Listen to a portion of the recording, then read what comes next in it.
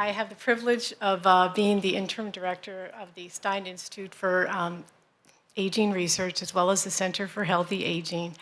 And in addition, I'm chief of the Division of Geriatrics, Gerontology, and Palliative Care.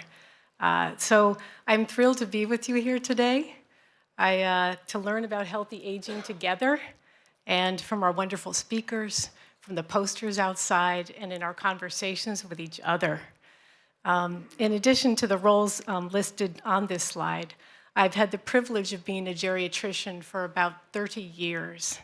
And I view geriatrics as the happiest medical discipline because everyone I see has made it to old age. So really all are success stories. As part of witnessing my patients' adventures in aging, as I like to call them, I've learned a lot from them. And I try to incorporate what I learned from them, as well as from my family and friends and others. So I'm going to share with you some of what I have observed over the years as some of the factors that really are supportive of healthy longevity. So let's start with definitions. I really view healthy longevity as a state of well-being. And I believe, like many others, including the World Health Organization, that everybody can experience this state of healthy longevity. You don't have to look like the people on the top right here who look like they've just finished a strenuous workout and they're still smiling to be considered one who's experiencing healthy longevity. For example, like the woman in the blue top, you might have a mobility impairment that is supported with a walker, but able to do your activities you want to do with that support. Also, you might be like the woman crossing the street, who's severely hyperkyphotic, but still managed to go about her daily business with a smile on her face. So to expand on the prior slide, healthy longevity is a heterogeneous state. So it looks different for every person, and many factors influence this, including but not limited to genetics, environment, habits, psychological and physical characteristics, and more. And healthy longevity can vary over time for each of us. At times, we will be paragons of healthy longevity, and other times, not so much. So what are some of the factors that contribute to healthy longevity? I'm going to talk about these today with you. So they include keeping active physically, mentally, and socially, having a positive outlook, and being resilient. Again, these are just a few, but the ones I'll talk about. So for all these activities, the phrase use it or lose it is very true. So the physical activity guidelines for the physical activity guidelines for Americans from the U.S. Department of Health and Human Services recommends to move more and sit less, with some activity better than none. So that's a good starting place. As we all know, physical activity can take many forms and is illustrated in the images here, and really includes any activity that involves movement. So, lifting weights, swimming, playing basketball, doing a form of chair exercise, or my personal favorite now is pickleball. So, any of these are really excellent forms of physical activity. Walking is a very common way that we all engage in physical activity, and we'll be doing that today. And mixing it up is also a good thing.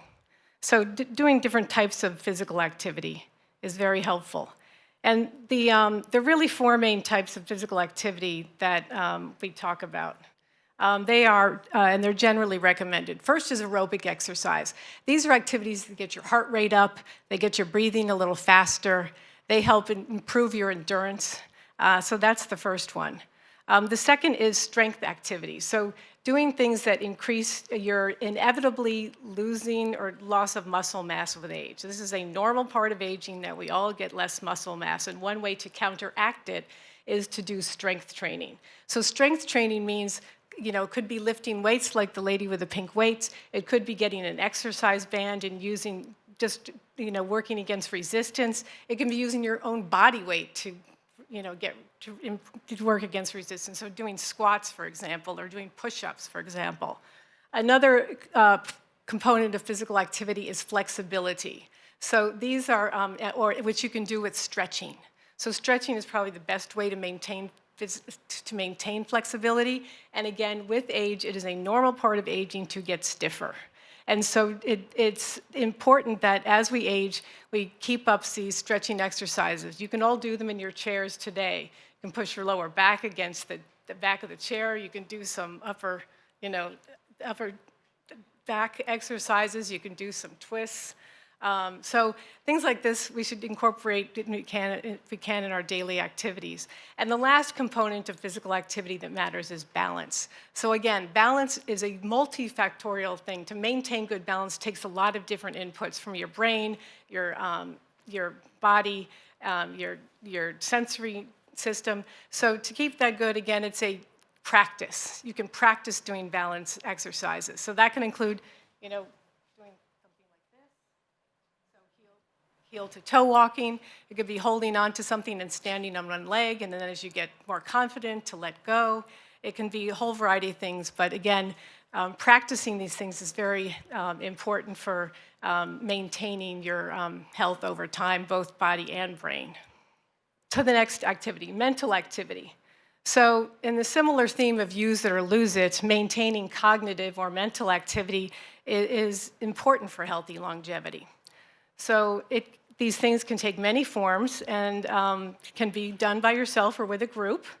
And so, for example, here we see sitting, listening to a lecture like you are right now, reading a book, playing a game of chess, and working on your computer, learning a new skill, or continuing with work you've done.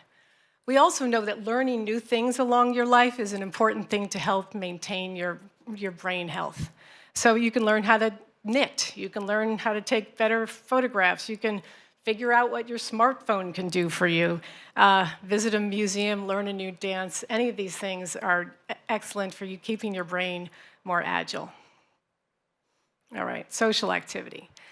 So being engaged with all kinds of people and pets is good for us. And it's good to mix it up again, have different age groups involved. So these pictures show you a group of men sitting there with their wheelchairs and canes. I guess they're planning to get up and use the canes to walk around too. So some of them are talking with each other. Others presumably are looking at an activity that's going on in the park. One guy's reading. And then the upper right, you have a group that looks like they're cleaning trash in a park, so doing a volunteer activity. That's a good form of social activity. The picture on the bottom right is a group of various aged people engaging in dance. And finally, the last slide is a picture of my father doing bed exercises with his best friend, Harry. Being open to new experiences is important here too. And so today you might consider engaging in new experiences by saying hello to someone you don't know and asking them why they came today. So another form of social engagement. So positive outlook. I've observed in my practice over the years, is a really helpful thing to stay healthy longer. So having a sense of optimism, being hopeful, and having confidence in a positive outcome are all important for living, for healthy longevity. And you can see these people here, you can't tell really if they have a positive outlook by looking at them, but they're all smiling, so you assume it's so. And the person on the far right is someone who I can vouch for his positive outlook. He's a longtime friend of mine named Irving Tragan, who's going to be actually speaking with you all this afternoon. He's on one of our panels. And having a positive outlook can help you cope with adversity, it can reduce stress, and it can improve your immune system, among many other things. So, and even if your default is being sort of more negative, you can practice to be more optimistic. You can do this through mindfulness. So we've all heard about this concept of mindfulness now, and it can be employed in various ways, meditation practices, yoga, just, deep breaths, many ways to do this. Another way to do it is to keep a gratitude journal, which is a way to just remind yourself every day what went right, what did you have to be thankful for. And hanging out with optimistic people is also a good way to get more optimistic. So having your environment be something that's positive is also helpful to support this kind of outlook. All right, finally, resilience. So resilience I define as being able to bounce back from challenges, being able to adapt well in the face of adversity or other sort of bad thing. And whether it's a physical, emotional, or cognitive challenge, no one is better equipped than an older adult to carry on, in my experience. You sort of made it to your age because of many factors, and one of them is being resilient. There are many ways to support, resilience, and so we see here the gentleman on the exercise machine. So he's working out. He's working to get through his challenge. He's getting help from looks like a physical therapist with him there to achieve that goal. You have devices that assist you with your challenges. So, for example, the gentleman on the top right is wearing oxygen, and that can help him stay independent and keep, moving around and interacting. And the bottom right is a woman wearing a hearing aid to assist her with engagement with other people, make it easier to stay involved and active. Other ways to help with this resilience thing is to hang out again with supportive people. This can help support resilience, is to be with people that support that. Mindfulness can also help with this thing. Meditation, prayer, yoga, helping others, all those things can help improve your own resilience. So in conclusion, these are some of the factors that I have seen in my practice support healthy longevity. And I know today we're going to experience many of these ourselves, which will contribute to our own healthy longevity as we hear about these factors in the conference, as we engage with each other. We're going to get better at this. So I know that we're all going to learn a lot today, hopefully have some fun while we do it. And I'm going to end by saying, may we all experience healthy longevity. Thank you.